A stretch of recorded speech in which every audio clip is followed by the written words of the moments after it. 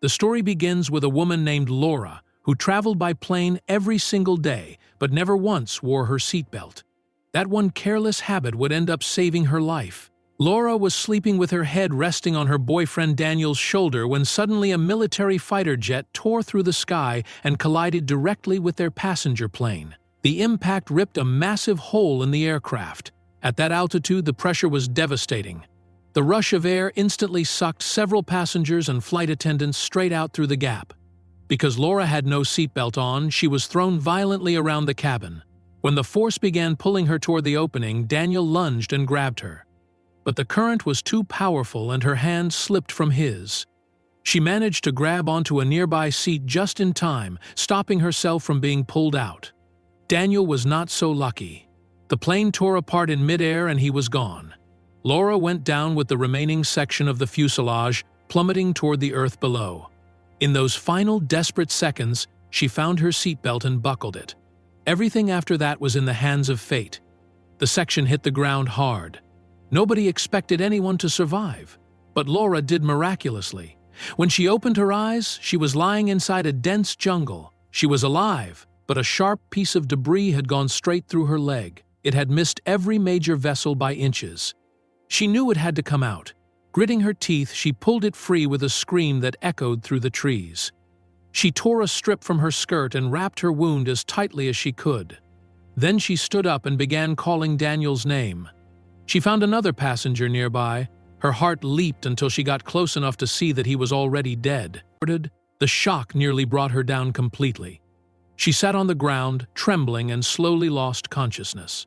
A mosquito bite woke her. Then she heard the distant thud of a helicopter, a government rescue team. She pulled a scarf from the dead man beside her and ran toward the sound, ignoring the pain screaming through her leg. She waved and shouted with everything she had. The helicopter passed directly overhead.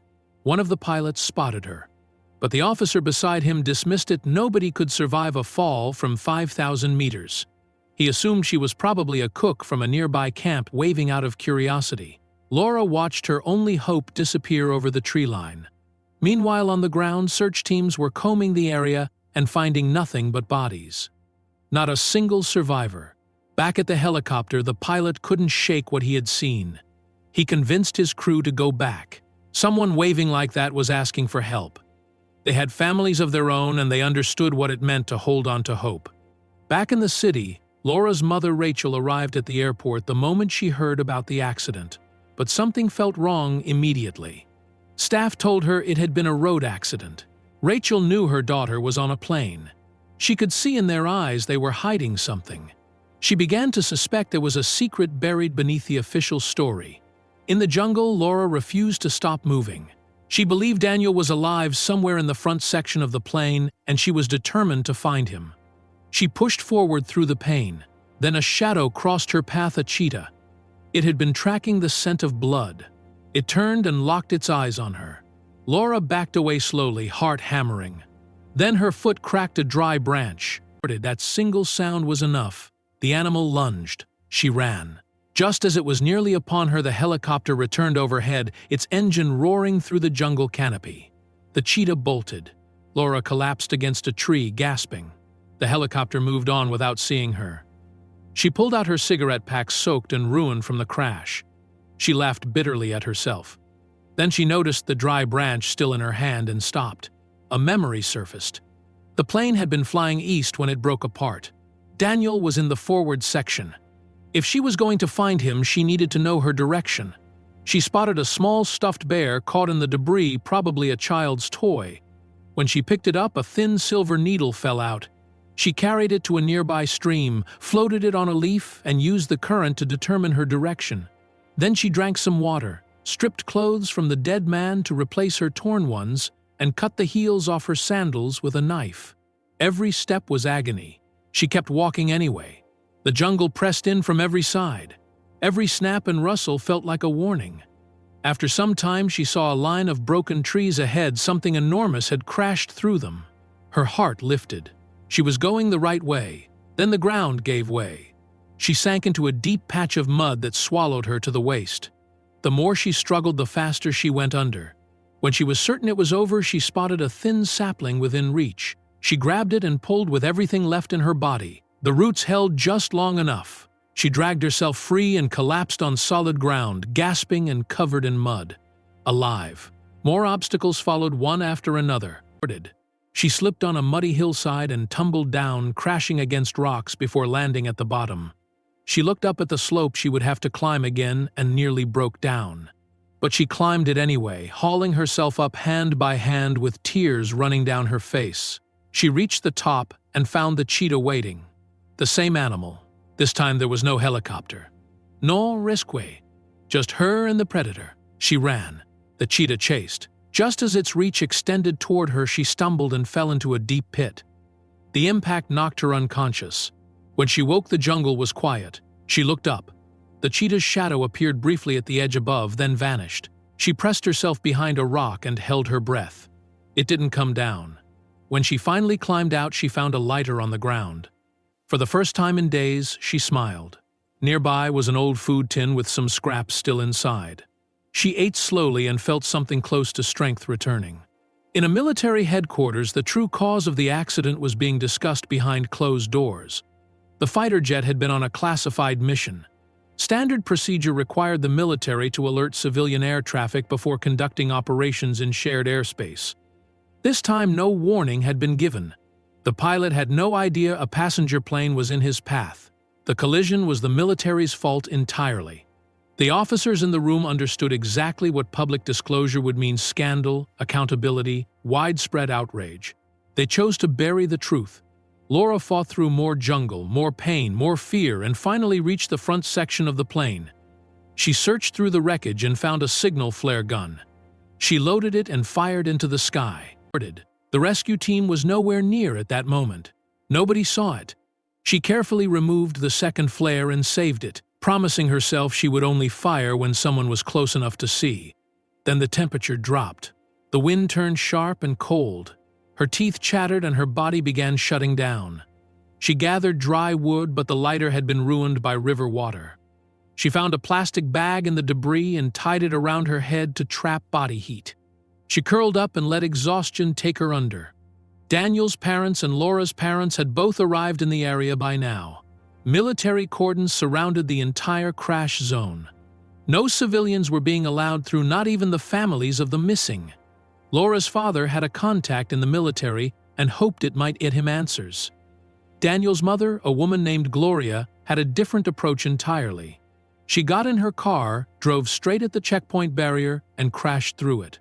Soldiers gave chase, but she reached the headquarters gate before they could stop her. Her connections to senior officers saved her from arrest.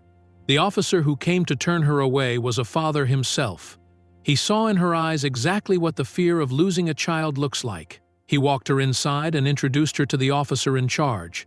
Both families stood before the commanding officer, barely holding themselves together. The officer promised them that every available resource was being used. After they left, he turned to one of his men who quietly mentioned that on the first helicopter sweep a girl had been spotted in the distance, possibly waving. The commanding officer's expression changed immediately. He gave the order, "Send the helicopter back now. Search that same direction. Find her." Not long after, Laura found Daniel's bag caught in the branches of a tree. She opened it. Inside was a photograph of her, the one he always carried. She held it and let herself cry, remembering everything. Their laughter, their arguments, their plans for the future. Then she wiped her face, put the bag on her back, and kept walking. Ahead was a deep ravine, and at the bottom she could see Daniel. She didn't stop to think. She jumped. She landed hard and ran to him, arms outstretched.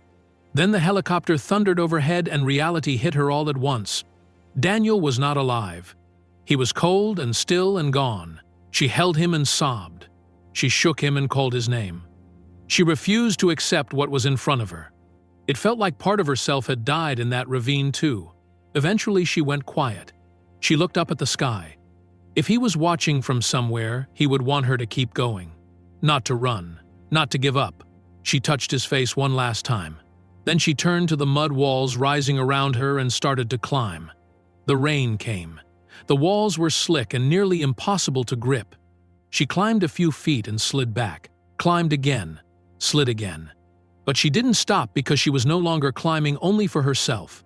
On the other side of the jungle, the rescue worker searching for her found the casing from her first signal flare. The smoke and the scent told him she was close. He cupped his hands and called her name as loudly as he could. Laura finally pulled herself over the edge of the ravine and stood in the rain, shaking. She raised the flare gun with trembling hands, loaded the last shot and fired it into the sky. A small red light burst open in the dark clouds above. The rescue team saw it instantly. 3 days after the crash, against every expectation and every statistic, Laura was brought home alive. This is not a fictional story. On the 24th of August 1981, a Soviet passenger aircraft collided with a military fighter jet over Russian airspace. Dozens of people died. One person survived, a young woman exactly like Laura in this account.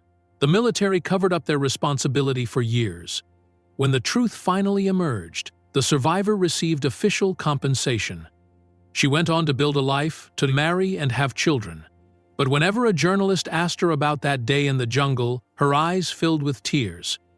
Because she always thought of Daniel, her first love, the person whose hands slipped from hers in the sky. The small moments, the laughter, the plans they made, she carries them with her still. And one thought never leaves her. If he had simply forgotten to put on his seatbelt that day, maybe the ending would have been different. This is the story of a woman who faced death, a jungle, unbearable pain and complete solitude for 3 days and chose, every single time, to keep going.